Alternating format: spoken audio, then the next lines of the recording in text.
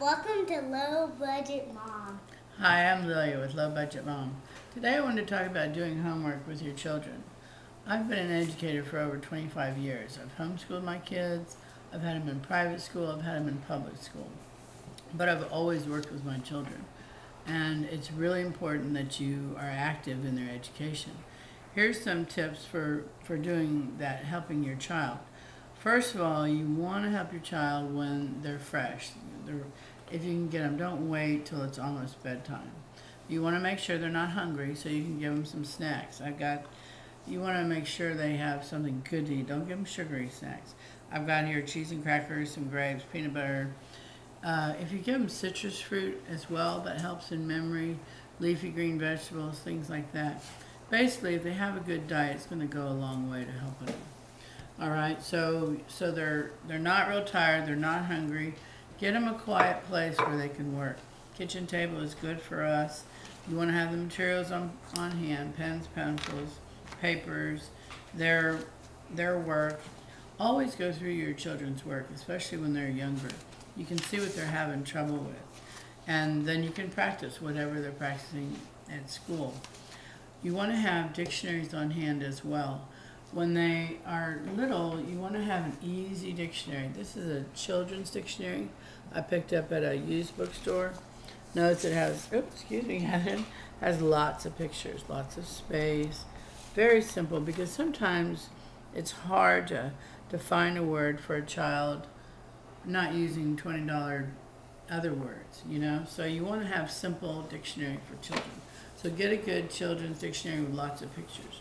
When they're in junior high, you can graduate to a larger dictionary, but keep the children's dictionary. That's going to be the one you turn to first.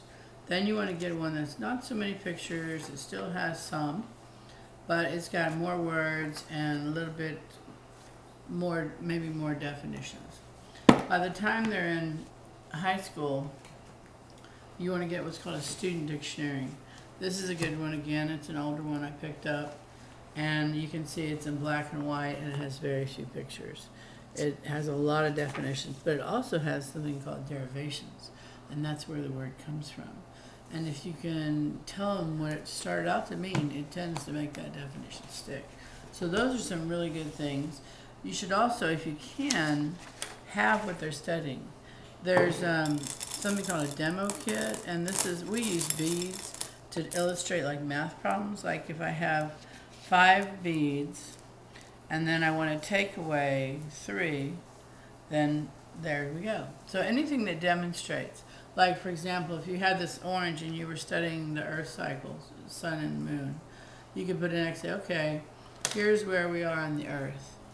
My eyes are the sun. This is what happens. The Earth turns, and I can't see the X, so that means it's dark over there because my eyes are the sun. And so I'm turning, and when that X comes around again, I can see it. That means it's daytime. So see if you can demonstrate things for them. And I know it's easier said than done, but be really patient. It'll build a trust with your child, and it'll let them be able to come to you for help.